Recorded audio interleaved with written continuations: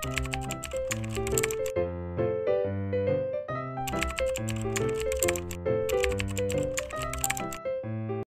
guys, I'm here again. So for today's video, this is very late pero gusto ko pa rin siyang i-share kasi sayang naman yung mga preparation namin dito. So, nung pumunta ako sa Iligan, which was last year pa, my friend Army requested na magluto talaga ako ng mga gusto niya mga pagkain. So, yung dalawa talaga yung pinakagusto niya and then ako naman yung nag-isip ng sinigang. Gusto niya sana ng latang baboy kaso wala silang sweet corn doon sa kanilang market. So sabi ko, why not magluto na lang kami ng sinigang at saka blockbuster din naman siya. So, very simple ang ingredients. The secret to a very delicious pork sinigang is kailangan talaga marami tayong tomatoes. Yung videographer ko nga na friend, sabi niya sa akin,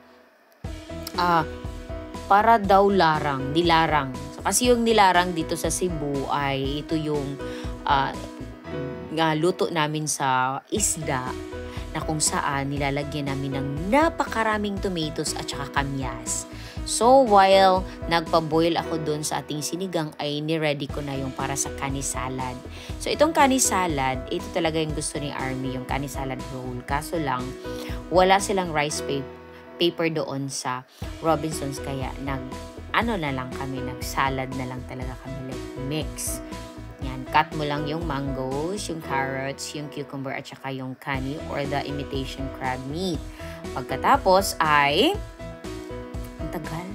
Dami naming chika kasi dyan. Fast forward na yan ha, times 5, pero hindi pa rin natapos. But anyway, yung dressing natin dyan ay very simple. Ketchup lang talaga at saka mayo. So, before that, ay chinek ko muna yung aking sinigang. Yan! It's boiling, guys. At pagkatapos, nilagay ko na yung ating butig. I don't know, gabi. It's gabi. Kasi, to add more, starchiness, no? Kalapot-lapot ay kailangan talagang lagyan natin nun. So, yan na. Mayo lang yan. At saka, ketchup ang nilagay ko. So, nothing very special talaga. Wala kasi akong QP. So, ang ginamit ko ay yung Lady's Choice lang.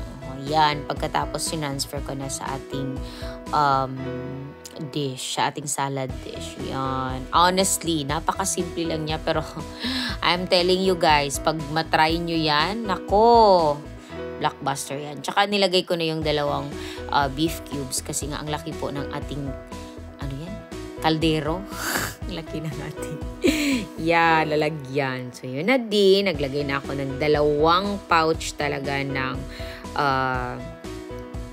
sinigang mix. Kasi pag gusto mo talaga ng very malapot at saka very maasim. Hindi naman very. Maasim. Kasi nga maraming sabaw. So, yun na, nilagay ko na yung kangkong tapos na tayo dyan. At so, ito talaga yung pinakagusto niya, yung aking kimchi rice. Very simple lang yan. Kimchi at saka yung bacon natin. Yan, kinat ko na yan. At saka yung onion garlic, onion leaves. Kasi yun ang kanang makapahumot.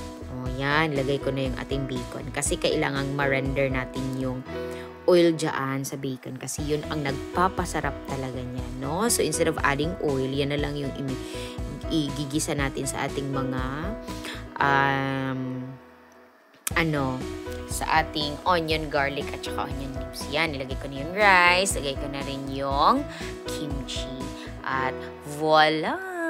Honestly lang, ang daming nag-comment na napakasarap daw talaga niya, especially yung kapamilya niya. So, I'm hoping that in the future, kasi sabi niya pababalikin daw kami niya doon, magluluto na rin ako ulit ng iba pang recipes. Thank you guys for watching!